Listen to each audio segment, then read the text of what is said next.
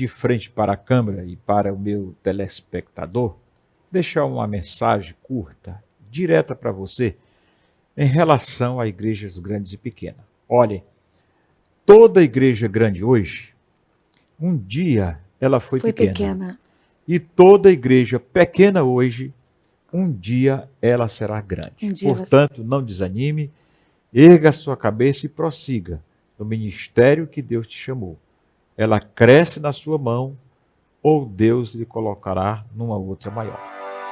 Começa agora, podcast Campos Brancos, um novo conceito de comunicar. Um programa que irá informar sobre tudo o que acontece no campo missionário. Apresentação, Miriam Baldez.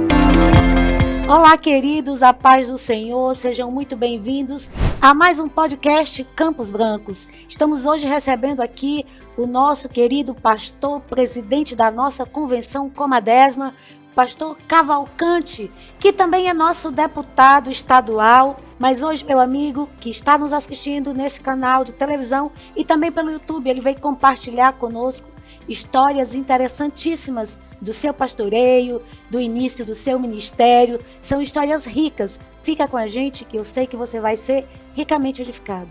Pastor Cavalcante, seja muito bem-vindo ao podcast Campos Brancos. Cumprimente o nosso telespectador, que também está ansioso por lhe receber, por lhe ouvir falar, contar histórias tão importantes da sua trajetória, que já tem quantos anos, pastor? 38 anos. Eu que me sinto honrado e abençoado por estar aqui diante da câmera e diante do público que me assiste de perto e de longe dessa entrevista, que para mim é uma honra muito grande. Contar um pouco da minha história, que é uma história de superação. Deus me abençoou muito, me dando a oportunidade de liderar um povo que também são líder na convenção que eu presido já há 18 anos. Bem, você viu o pastor dizer que ele lidera e também ele já está há 18 anos e que o Senhor é uma história de superação. E você que nos assiste talvez esteja hoje pensando em desistir da sua história. Mas eu tenho certeza que após você ouvir, de você ver os desafios pelos quais o pastor Cavalcante passou e já está há 18 anos, não é, pastor? Verdade. À frente de uma convenção que lidera vários estados da nossa federação, você vai compreender que o mesmo Deus que está com ele, está com você. Então continua conosco que a gente está só começando. Pastor, me conte um pouco de como o senhor começou o seu ministério. Quando foi? O senhor já nasceu em família cristã? Como isso aconteceu? Toda essa história do senhor ter percorrido vários estados, né, vários municípios do nosso estado, e hoje ser nosso presidente. Olha, eu não nasci num lar evangélico, nasci num lar católico, meus pais muito dedicados na igreja católica, e eu vim para a igreja evangélica aos 20 anos de idade. Pela bondade de Deus, eu fui encontrado por Jesus. Eu não diria que eu achei Jesus, ele não estava perdido, foi ele que me achou. O perdido era eu. 17 de abril de 1980, eu fiz a minha decisão, aceitando Jesus por meu salvador pessoal. A princípio, achei que a minha vinda para a igreja seria somente em busca da salvação, que era o meu desejo maior, de chegar ao eterno lar. Mas chegando na igreja, Deus me deu a chamada ministerial. 3 anos depois, eu passei a dirigir igrejas. Hoje tenho 38 anos que estou dirigindo igrejas. Passei por muitos momentos de altos e baixos, de curvas, porque a vida ministerial, ela é um mistério. Coisas que a gente não entendia ontem, hoje a gente entende. E o que não entende hoje vai entender amanhã. Amanhã a gente vai entender. Nós não temos o direito de questionar com Deus por aquilo que a gente não entende hoje. Nós temos o dever de acreditar em Deus, porque Ele que conhece o nosso futuro e é quem quer o melhor para a nossa vida. Pastor, nessa época, o senhor aceitou Jesus já aos 20 anos de idade, né? Os seus pais, o senhor levou, conseguiu ganhá-los para Jesus. O seu ingresso no ministério, ele se deu após quantos anos de crente? Os meus pais, na verdade, decidiram primeiro do que eu. Mas pouco tempo depois eu me decidi e na sequência foram todos os meus irmãos, que nós somos 6 irmãos, 5 homens e uma mulher. Decidiram todos depois da minha decisão, aceitando Jesus por meu Salvador. Na cidade de Imperatriz, que é minha cidade, hoje eu posso dizer, sou cidadão imperatrizense, tenho o título de cidadão de Imperatriz, num projeto de lei do pastor Luiz Gonçalves da Costa, quando vereador nesta cidade, mas eu sou filho ministerialmente desta igreja, Assembleia de Deus de Imperatriz. Decidi nos anos de 80, 17 de abril de 80, como falei, e logo fui dirigir uma congregação em São Francisco do Brejão, que hoje é um campo. De lá vim para Imperatriz e daqui saí para o campo fora de Imperatriz, a nossa região do SETA, que na época atingia alguns estados da federação, se não me foge a memória aqui, eram 7 estados somente, inclusive o Mato Grosso. E eu fui enviado para Mato Grosso por esta convenção. Antes de ir para lá, trabalhei em Sítio Novo do Maranhão. Foi minha primeira igreja como campo autônomo. Mas eu tive a experiência de trabalhar em 2 congregações aqui em Imperatriz. Não eram congregações dentro da cidade, eram fora da cidade, porque uma estava no São Francisco do Brejão, daqui a 70 quilômetros, e a outra era em Vila Davi, que hoje é Davinópolis, cidade de Davinópolis. Uhum. Trabalhei lá. Nesse período, qual a sua relação? Como foi? O senhor já foi missionário de campo? O senhor já esteve ligado à SEMAD? Qual a sua relação com esse projeto Campos Brancos? Olha, a minha ligação com Campos Branco é um sentimento puramente divino e por uma chamada de Deus, da vida ministerial minha, que Deus me deu, eu tive a oportunidade de trabalhar como missionário. Não ligado direto à missão Campos Brancos, porque na época ainda não tinha essa organização. Né? Isso foi no início do Ministério Pastoral do pastor Jairo Saldanha de Oliveira, de saudosa memória, quando assumiu a presidência da igreja em Imperatriz. Então, eu fui consagrado a diácono por ele e enviado por ele como missionário dentro do campo de Imperatriz, num raio de ação que atingia Itinga, Novo Bacabal, Córrego Novo e Lajeado Velho, essa região que toda ela hoje já se tornou campo autônomo. Então, eu fui o missionário naquela época, celebrando Santa Ceia, acompanhando os trabalhos, levando a mensagem de Deus e a mensagem do pastor, no sentido da organização da igreja, e trazendo também a mensagem da igreja para o pastor. Então esse foi o meu trabalho por vários anos, até que a convenção me enviou para o campo, e depois houve essa organização da missão Campos Brancos. Do projeto Campos Brancos. Eu já era pastor-presidente nessa época, trabalhando no Mato Grosso e em Ribeirão Cascalheira, e eu já fazia parte da equipe de organização da nossa convenção de origem, que era a CIAD-SETA.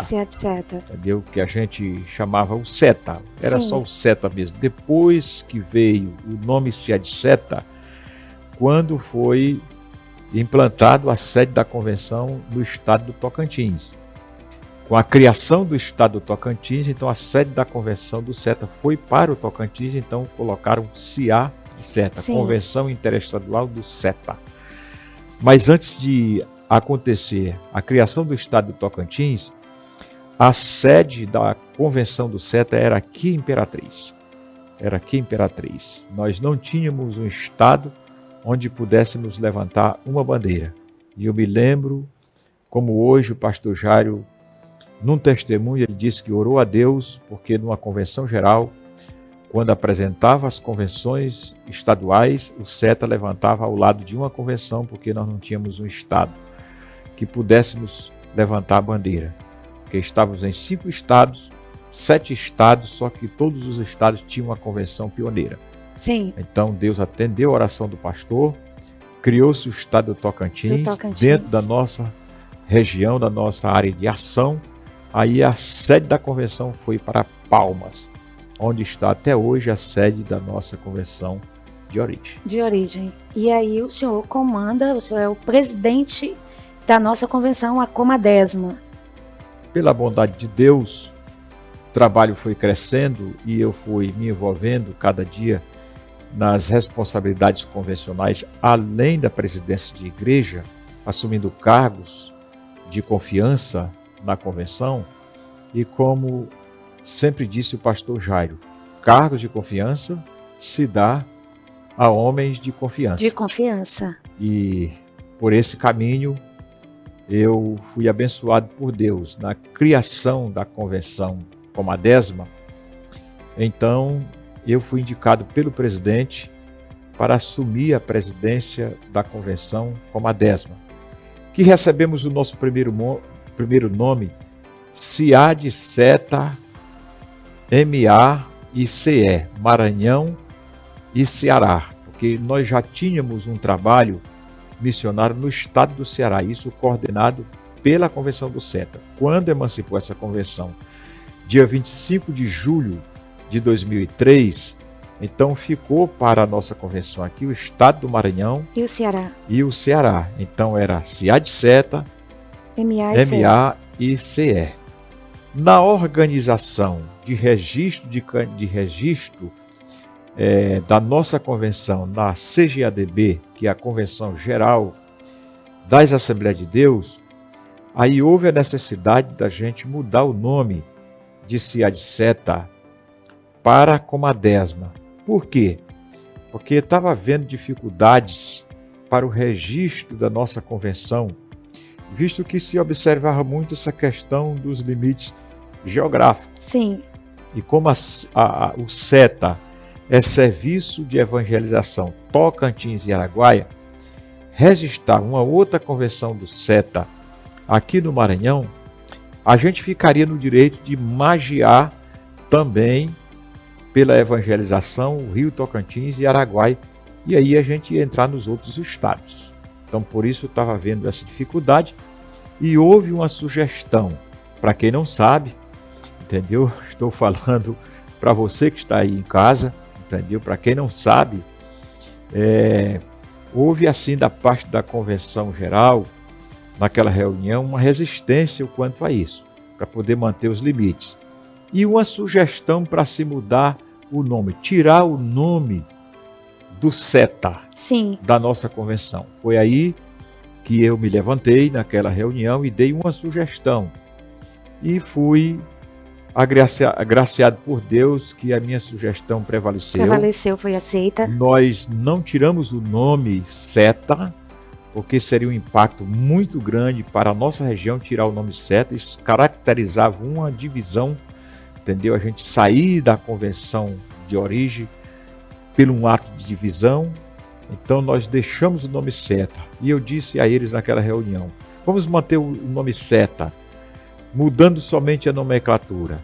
O S de serviço, o T de trabalho e o A de ação. Serviço de evangelização, trabalho e ação. E o SETA de origem é Serviço de Evangelização Tocantins e Araguaia. O nosso é o S de serviço, o E de evangelização, o T de trabalho e de serviço. E o A de ação. De ação. E assim foi aceito e a nossa convenção foi registrada. Comadesma, Convenção dos Ministros das Igrejas Evangélicas Assembleia de Deus, do SETA, no Maranhão e em outros estados da federação. Nós não somos o resultado de uma divisão, nós somos o fruto de uma emancipação. Porque a convenção, através do presidente, viu a dificuldade de administrar eclesiasticamente esta convenção em 7 estados, porque naquela época nós não tínhamos a facilidade que nós temos hoje no meio de comunicação. Sim, era tudo a muito mais... internet com tanta penetração que nós temos hoje para alcançarmos o mundo inteiro. Sim, com um alcance Então, tão rápido. O presidente também teve uma visão de expansão do reino de Deus que merece a gente reconhecer isso, porque não é todo mundo que tem uma visão do tamanho que teve o pastor Pedro, que foi o presidente na época que emancipou a convenção nossa, de dentro da convenção que ele presidiu, tirar 2 convenções e emancipar, dando autonomia para ter administrações diferentes. Ele teve essa visão de grandeza do reino de Deus, entendeu? Reconheceu as suas dificuldades administrativas, eclesiasticamente, pelo tamanho do raio de abrangência que estava a convenção nossa, e ela avançando já para outros estados. Então ele entendeu que, emancipando, o Maranhão cuidava do Maranhão e do Ceará, e o Pará cuidava de Pará e do Mato Grosso, e ele ficaria com os outros estados. Foi assim que nasceu. Em Imperatriz, dia 25 de julho de 2003, num plenário convencional com mais de 2.000 pastores. Mais de 2.000 pastores. O próprio presidente levou o projeto à discussão no plenário e houve uma discussão profunda. Depois da discussão, ele mesmo levou à votação. Na votação, houve um voto somente, ao contrário da criação da convenção. E uma maioria absoluta absorveu a ideia. A criação da convenção. Então, foi aprovado ali, e foi ali que nasceu uma mesa interina na presidência do pastor Edmundo, interinamente, enquanto a gente fazia a formatação da documentação. Estatuto, regimento interno e código de ética. Funcionou de julho até novembro de 2003. Mas tudo já acordado que em novembro de 2003, aprovando o estatuto, eu seria o presidente com um mandato de 4 anos, indicado pela mesa diretora da convenção que emancipou a nova convenção. Foi assim que aconteceu. Conte para o nosso telespectador o que é uma convenção, o que representa isso em ordem organizacional de uma igreja. Na verdade, uma convenção, numa linguagem completa, é maior do que um ministério. Não é um ministério de uma pessoa. É uma convenção de pastores, onde os pastores se reúnem para dar solução aos problemas que surgem nas igrejas e entre os pastores, onde a gente faz toda a avaliação do trabalho das igrejas e do trabalho dos pastores nas igrejas, para a gente perceber aonde um pastor deve permanecer na igreja, com resultados para a igreja e para ele, e aonde deve haver a necessidade de mudança de um pastor, porque a convenção, ela pastoreia os pastores. Os pastores. Os pastores pastoreia as igrejas. As igrejas. Muito bem, pastor. Entendeu? Então, o senhor, você que nos assiste, entenda, o pastor é pastor de pastores, enquanto o pastor é pastor de ovelha. Que o pastor também não deixou de ser ovelha, mas ele já é uma ovelha que lidera outras ovelhas, né? Porque a gente não deixa de ser ovelha. No meu caso, Miriam, e querido telespectador, no meu caso, eu sou os dois. Sim. Porque eu sou pastor de igreja em Açailândia. Sou presidente da igreja Assembleia de Deus em Açailândia. E por ser o presidente da convenção, eu sou pastor dos pastores. Dos pastores. Dos pastores. É uma convenção que começou pequena, ela é nova, porque nós temos 2 anos de fundação somente, como eu disse. A data é 25 de julho de 2003, portanto nós temos 18 anos completos, vamos completar 19. Se Deus quiser, em 2024 a gente vai estar completando os 20 anos de convenção, os 20 anos, E o projeto nosso é alcançarmos todos os estados brasileiros. Glória a Deus. Nesse projeto de 20 anos. Inclusive, hoje nós estamos já em 17 estados da federação. Quando iniciamos, nós recebemos da Convenção Mãe 78 igrejas sedes, somente no sul do estado, em 35 municípios, onde está o nosso raio de ação.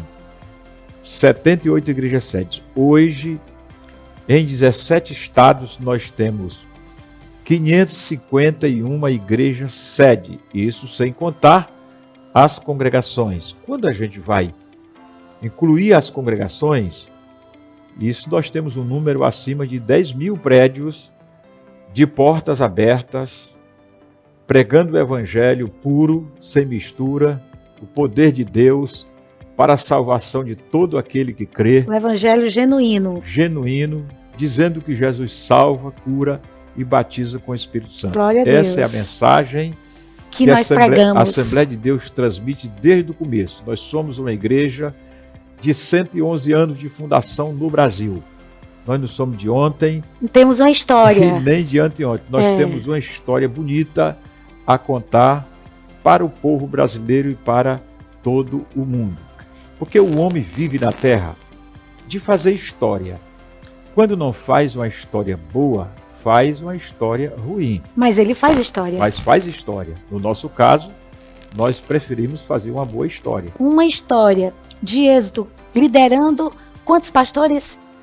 2.277 pastores. Então é um homem que tem uma história para contar. Como eu disse aqui a princípio, uma história de superação, porque de onde Deus me tirou para trazer para a igreja e da igreja para estar onde eu estou a nível ministerial, eu faço a minha avaliação que de fato foi uma grande vitória. Deus ter me dado essa oportunidade. Tratando-se de convenção, eu digo que a convenção nossa, ela emancipou com 303 pastores. Esses foram os pastores que eu recebi quando assumi a presidência da convenção. Porque, por força estatutária, Miriam, e regimental da nossa convenção geral, uma convenção, ela só pode ligar na Convenção Geral da Assembleia de Deus com, no mínimo, 300 ministros. E nós fomos emancipados com 303, ou seja, um número suficiente para a gente buscar o registro da Convenção Geral. Nós não tivemos que fabricar pastores de qualquer jeito para obter um número de pastores para poder buscar um registro da Convenção Geral. Nós já recebemos os pastores prontos, credenciados e inscritos na Secretaria-Geral, 303 pastores. Foi aí que buscamos o registro. Hoje esse número mudou, porque são 2.277 pastores. Então houve uma mudança aí para maior de 1.900 e alguma coisa, mais de 1.900 pastores que tiveram a oportunidade de serem pastores na Comadesma, que não tinham tido oportunidade em outras convenções.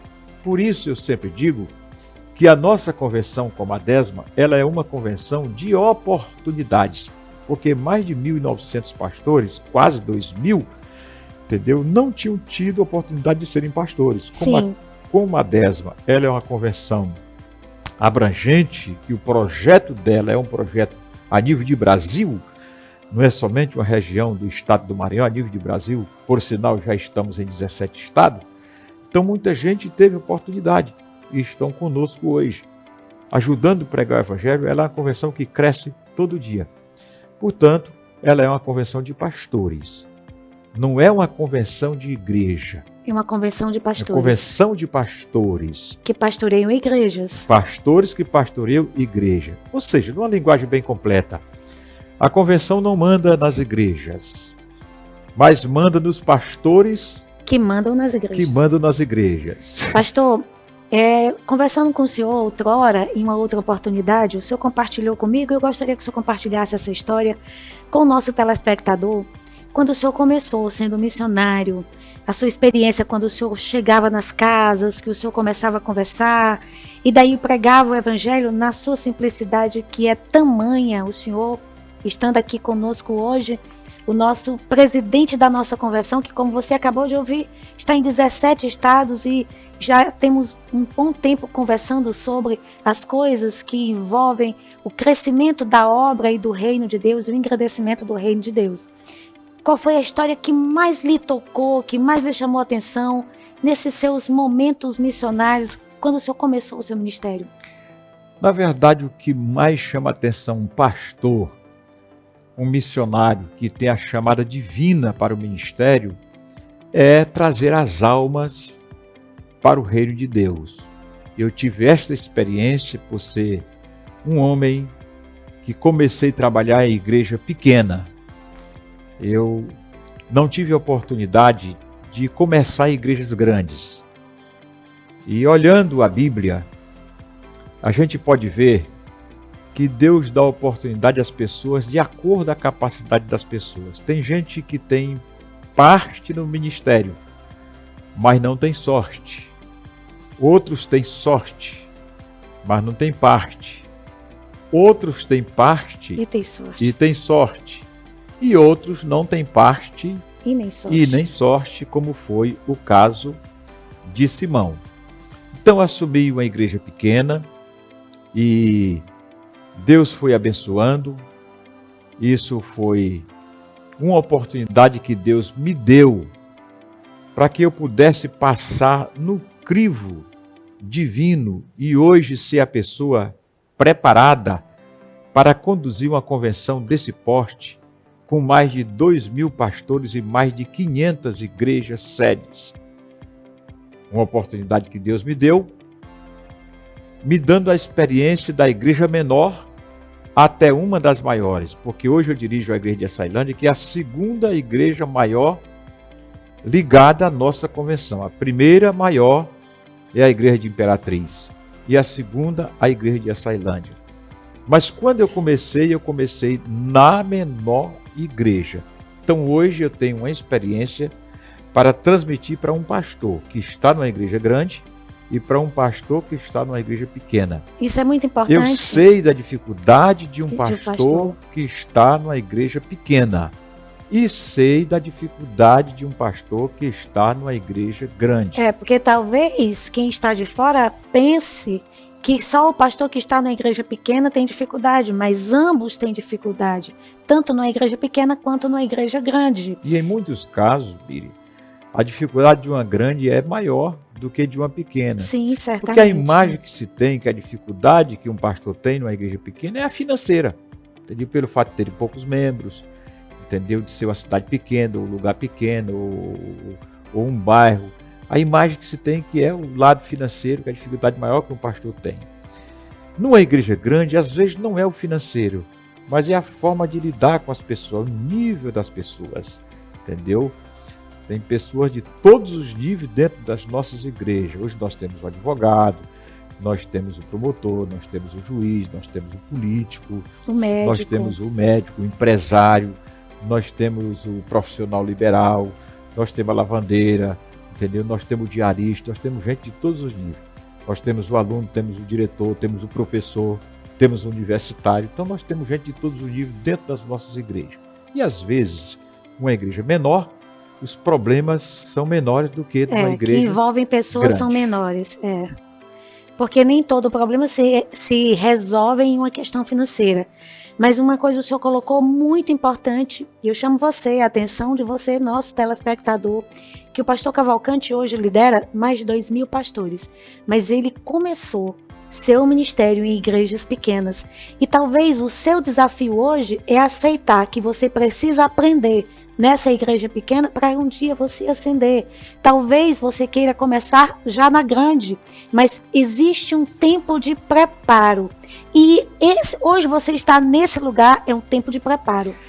E eu quero, Miriam, de frente para a câmera e para o meu telespectador, deixar uma mensagem curta, direta para você, em relação a igrejas grandes e pequenas. Olha, toda igreja grande hoje Um dia ela foi pequena. pequena. E toda igreja pequena hoje, um dia ela será grande. Portanto, não desanime, erga a sua cabeça e prossiga no ministério que Deus te chamou. Ela cresce na sua mão ou Deus lhe colocará numa outra maior. E você é esse agente de transformação, porque foi a você que Deus confiou ela. Se Ele te confiou e te delegou tal missão, é porque você tem a capacidade de fazer mudanças significativas. Talvez ela não venha a ser grande hoje, porque existe um processo, mas ela pode se tornar grande amanhã. E o seu nome vai estar registrado como alguém que contribuiu para que ela chegasse aonde pode chegar. Para essa grandeza, numericamente falando, porque quando a gente fala da igreja grande, a gente imagina logo o número de membros que tem ou o tamanho do templo. Isso. Tamanho do templo. E isso é um processo que exige um tempo para esse crescimento. É um processo. Hoje a gente olha para a Assembleia de Deus, é a maior igreja que nós temos no país, é a Assembleia de Deus. Sim. A Assembleia de Deus é a maior igreja que nós temos no país. Há outras igrejas que são menores e gostariam de estar grande também, como nós estamos numericamente falando. Mas a Assembleia de Deus tem 111 anos de implantação no país. Então, nós somos o que somos hoje, porque nós começamos há 111 anos passados. Aí tem gente que quer chegar ao nosso tamanho tendo começado ontem, na década passada. Não tem como chegar. Dessa forma não tem como chegar, porque exige um tempo para se chegar a ser adulto. Uma criança, ela não pode ter a estrutura de uma pessoa adulta com 50, com 70 anos. Isso seria uma anomalia. Então, não seria normal isso. Isso. Existe um tempo para que a criança se torne adulto. Tudo que nasce ligeiro, a tendência é acabar ligeiro também. Isso. Muito o bem. que nasce e tem um processo mais longo, demora um pouco mais também. Eu comparo as coisas muito assim com as coisas aqui da terra, para a gente compreender mais rápido, entendeu? A gente planta um pé de bananeira de manhã, de tarde ele já cresceu um palmo assim para cima. Agora só dá um cacho. Aí tem que cortar porque só o filho dele que dá, mas aquele não dá mais, só dá um cacho. Entendeu? Mas quando você planta um carocinho de manga, por exemplo, demora um pouco mais. Mas quando começa a carregar também, não é só um carrego. Não, são muitos. Pastor, compartilhe com o nosso telespectador a respeito da sua família. Se já tem pastores da sua família, seus filhos, se também entraram no ministério, porque eu lhe conheço, né? E também sei um pouco da sua história. Mas quem está nos ouvindo, nos assistindo, não tem esse conhecimento. Agora eu vou ter que abrir um sorriso do rosto, porque eu tenho uma família maravilhosa. Sou casado há 38 anos com a missionária Marioneide Lima Cavalcante. Do nosso matrimônio nasceu 3 filhos. 2 são pastores aqui em Imperatriz. Glória a Deus. Por sinal, muito abençoado. E um está estudando, já concluiu o curso de Direito. Mas os 2 que são pastores são bem-sucedidos. A filha primogênita é a esposa de um pastor muito abençoado, um ótimo pai de família e uma pessoa de Deus. Então, sou muito feliz pelo casamento da minha filha e pela pessoa que ela é e pelo marido que ela tem. E pelos 2 lindos netos que me deram, Radassa e o William. E o Jefté, que é o meu segundo filho, é pastor aqui em Imperatriz. Um homem de Deus, uma pessoa segura, firme e direto. Um homem que sabe o que quer, que sabe o que diz e que sabe o que faz. Tem uma ótima família. Também me deram 2 lindos netos. Então eu tenho uma família muito abençoada. Me ajuda muito. Eu não seria a pessoa que sou hoje sem a família que eu tenho. Não seria o homem que sou hoje sem a mulher que eu tenho, sem a esposa que eu tenho.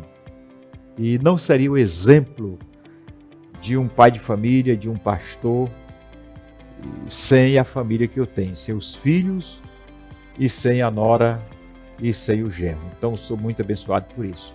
Glória a Deus. Porque a gente vê ou escuta muito, né? A história do pastor, e às vezes a gente quer conhecer também a família, entender o processo, saber se tem filhos, pastores também. E eu sei que é uma curiosidade de pessoas que talvez já ouviram o seu nome, mas nunca tiveram a oportunidade de lhe ouvir falar. E às vezes os filhos nem na igreja não estão, né? Sim. Estão fora da igreja e o motivo deles tem para dizer, se bem que nada justifica isso. Entendeu? Eu sou filha de pastor. Teria que estar na igreja também, servindo a Deus, que é a melhor coisa para o ser humano.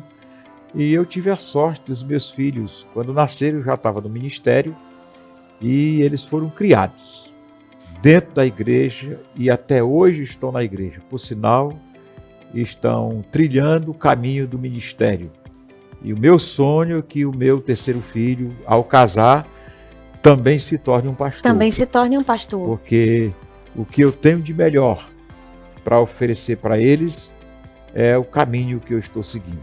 Podemos falar como uma experiência viva, porque meu pai foi pastor e eu o acompanhei.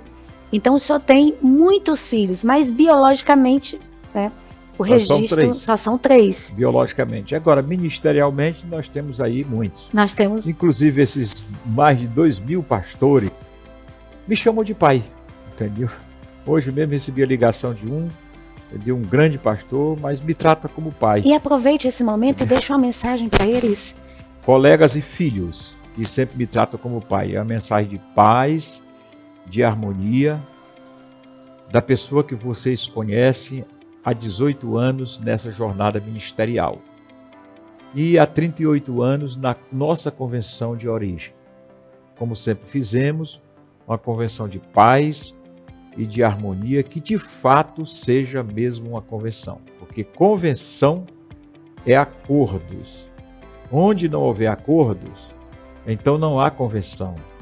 Só há convenção se houver acordo. Isso, se não houver acordo, é reunião. Até num campo político, quando se reúne os partidos políticos para a convenção, é para fazer acordos.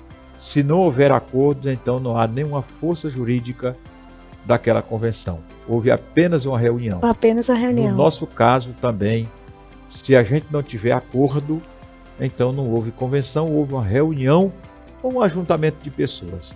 Mas nós estamos há 18 anos de convenção e sempre tem acordo, porque nesses 18 anos nós não tivemos uma briga de tamanho nenhum. Então nós temos 18 anos de convenção. De convenção. Não só de reunião. Prática. Pastores reunidos fazendo acordos, convencionando. 18 anos de convenção na prática, sem termos uma briga, sem termos uma convenção, sem termos uma confusão. A mesma convenção, os mesmos assuntos que a gente trata aqui, os assuntos ministeriais, com a mesma Bíblia, com a mesma harpa cristã, ouvindo os mesmos pregadores. Isso não se chama rotina, isso se chama perseverança. E a Bíblia diz, o que perseverar até o fim, esse será salvo. Será salvo. Então, a nossa convenção é uma convenção de paz. O melhor de tudo isso não é nem os números que a gente diz aqui. Hoje 551 igrejas, antes 78, hoje 2.277 pastores, antes 303. Dizer esses números é coisa boa. Isso nos leva a glorificar a Deus por tudo isso. Mas o melhor de tudo isso é a paz que a gente vive na convenção. 18 anos sem confusão. 18 anos crescendo, avançando e o reino de Deus sendo promovido aqui na terra por essa organização convencional. Talvez quem nos assiste pense assim, que acordos são esses? Pastor faz acordo? Nós convencionamos, o nome é convenção, porque nós convencionamos continuarmos na mesma fé, no mesmo propósito, alinhado com os mesmos princípios, tendo o reino de Deus como centro das nossas reuniões, convencionamos a respeito disso. Também convencionamos acerca de mudanças, de expansão, de crescimento, porque nós ainda temos um alvo. Nós ainda temos muitas vidas que não foram alcançadas. E o pastor, que o Senhor pastoreia, ele também é um grande responsável para que outras vidas sejam alcançadas. Convencionamos a respeito do crescimento da obra de Deus na terra. Verdade, quando um pastor está numa cidade, ele deve estar consciente, e eu passo isso para os pastores, que ele é pastor não só da igreja onde ele está, ele é pastor da cidade. Da cidade. Porque a Bíblia diz que há outras ovelhas que não são desse aprisco e que convém abrigá-las.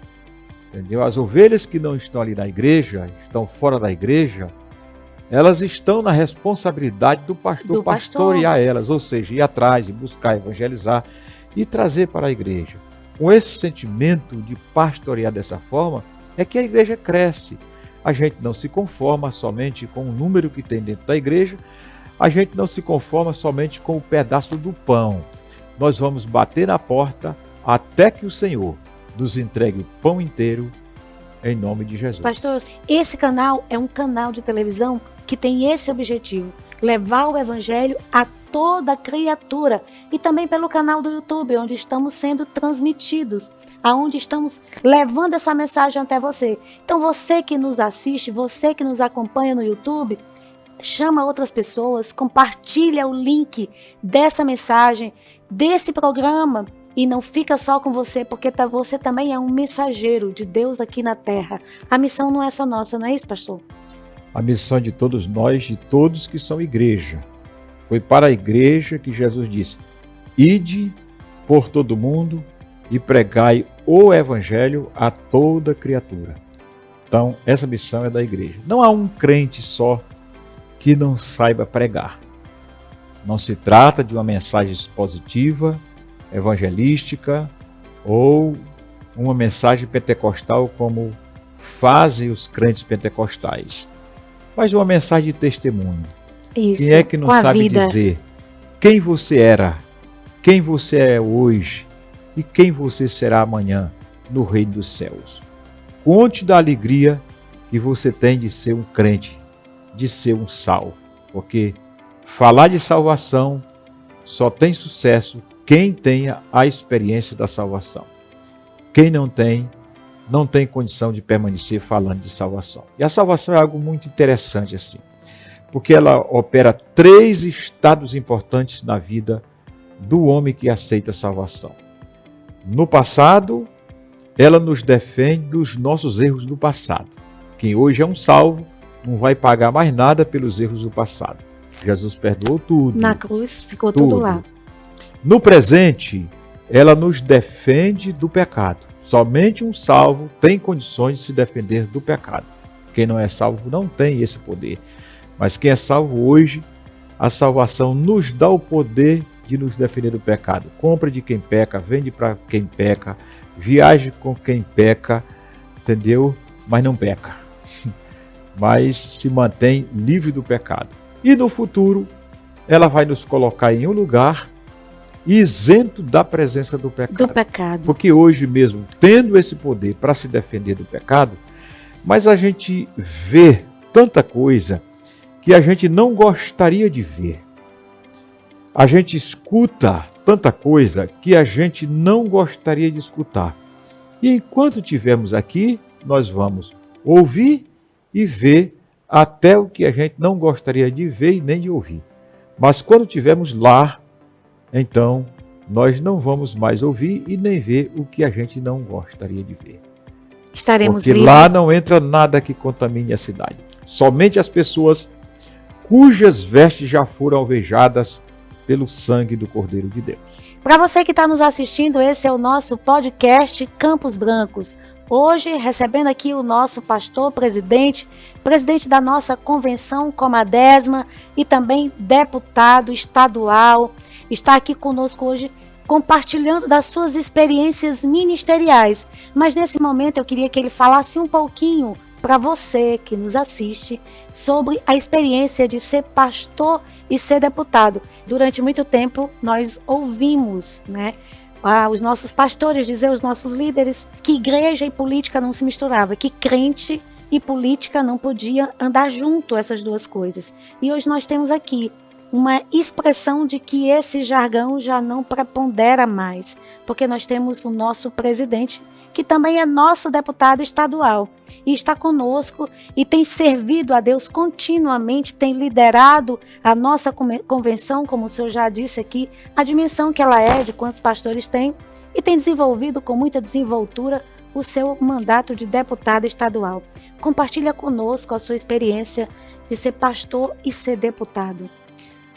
A experiência de ser pastor é uma experiência maravilhosa, assim também como a experiência política, com o mandato, no meu caso, de deputado estadual, que é uma oportunidade que o povo do Maranhão me deu, especialmente a igreja que nós pastoreamos, que é a Assembleia de Deus, que através da convenção indicou o meu nome para concorrer em 2018 a essa cadeira. Fui feliz por ter alcançado a graça do povo e, através do voto popular, me colocarem lá para representar a nossa classe na Assembleia Legislativa do Estado do Maranhão.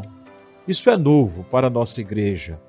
Nós estamos hoje entendendo a necessidade da nossa participação na política partidária, de uma maneira correta, honesta e representativa. No início da nossa igreja, como eu falei há pouco, há 111 anos, quando iniciamos, nós não trabalhamos esse lado, por alguns motivos. Primeiro, é que os nossos pioneiros missionários que foram enviados para o Brasil, para fundar a nossa igreja, eles não eram brasileiros. E por isso eles tinham dificuldade de tratar da questão política dentro das igrejas. E isso foi distanciando o nosso povo da política partidária no que diz respeito à organização da igreja. Então a gente dizia, deixa para outros, para nós vamos cuidar só do reino. E nós éramos tão pequenos porque estava iniciando. E na verdade naquela época nós não tínhamos tanta necessidade da política partidária como nós temos hoje.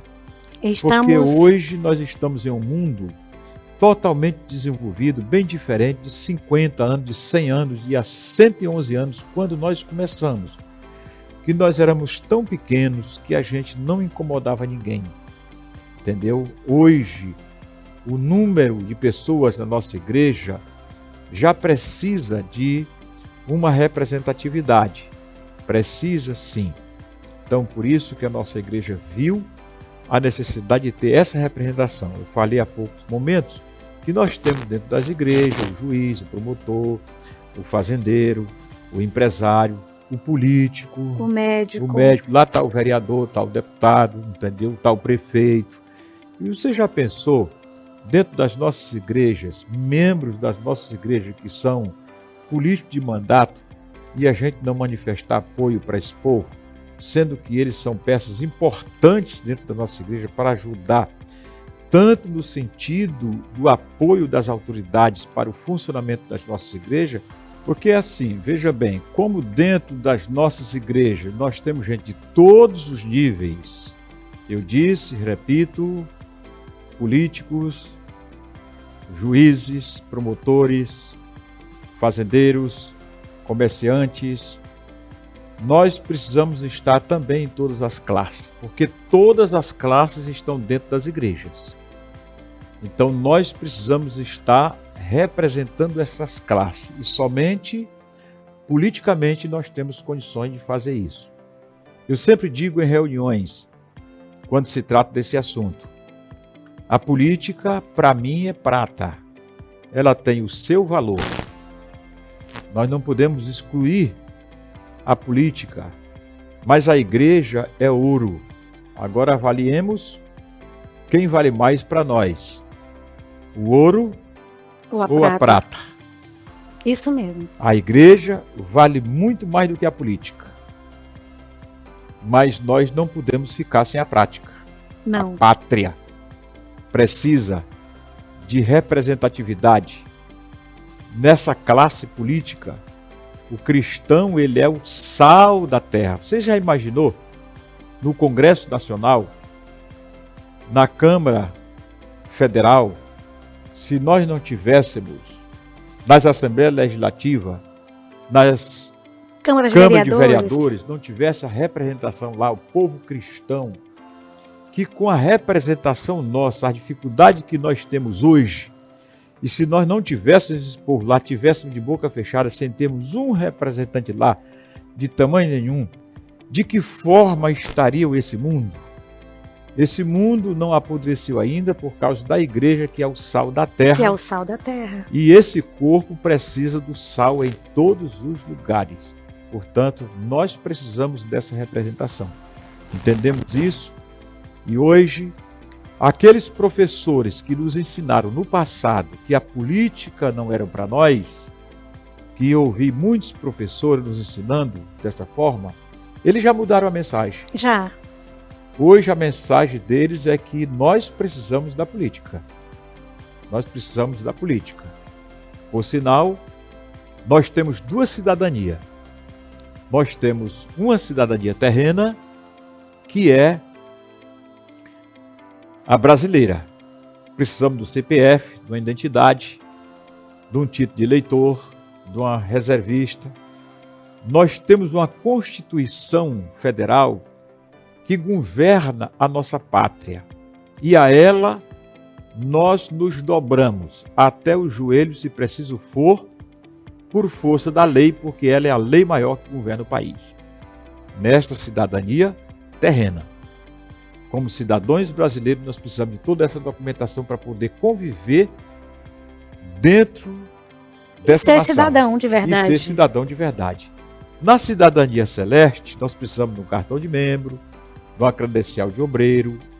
Nós precisamos obedecer à constituição espiritual que nós temos, ela que é a Bíblia Sagrada.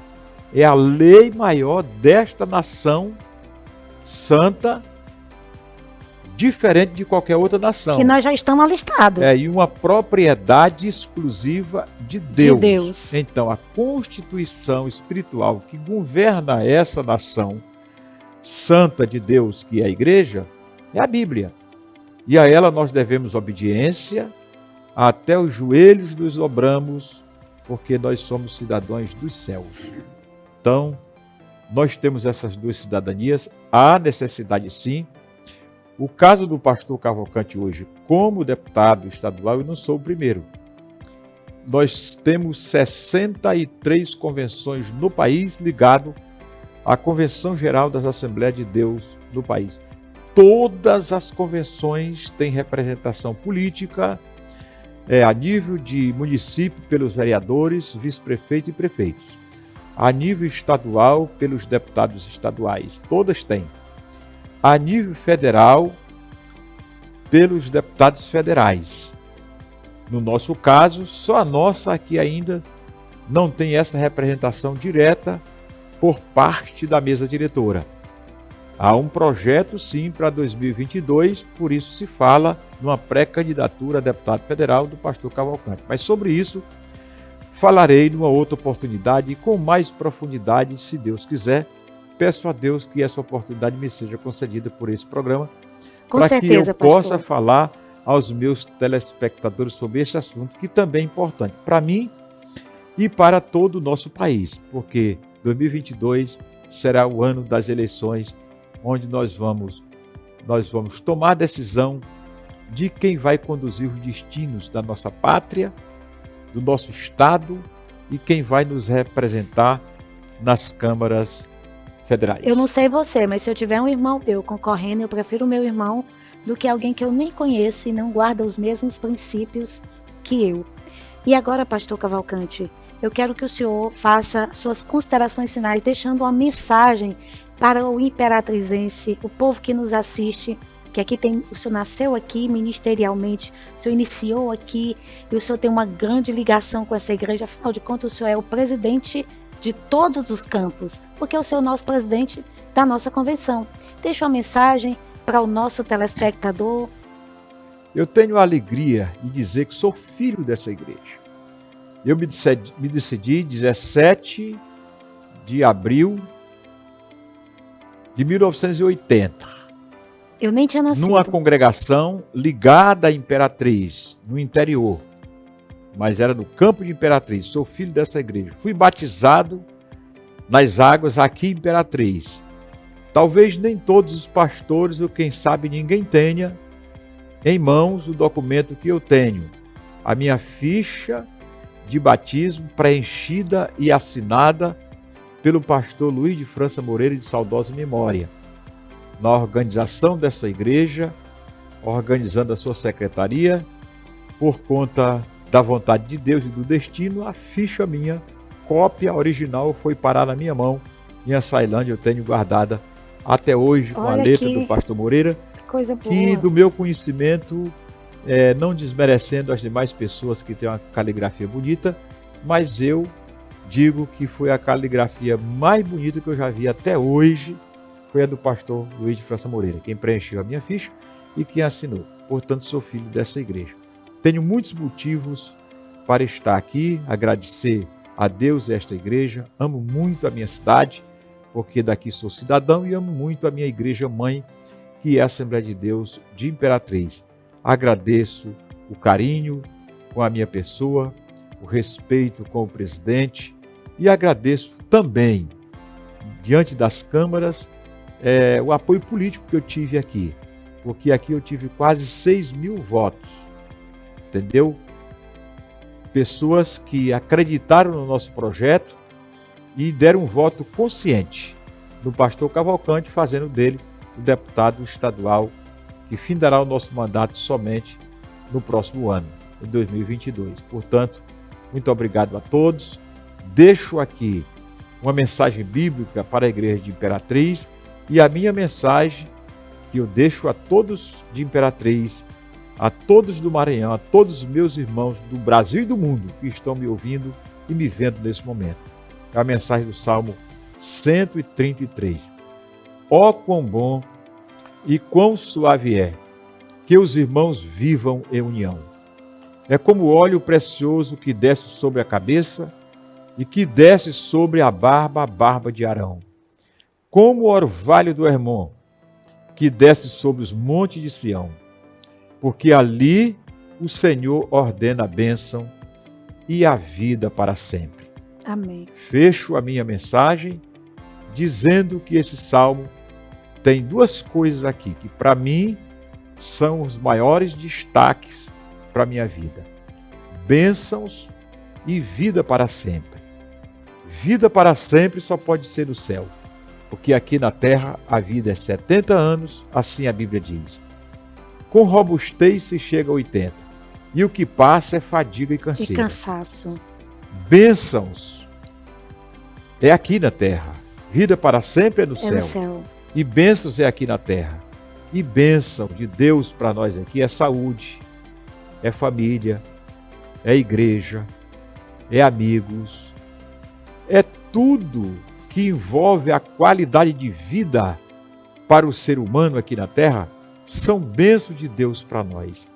E isso a gente só alcança mediante a união nossa. Como disse o salmista, é bom e agradável. Tem coisa que é boa, mas não é agradável.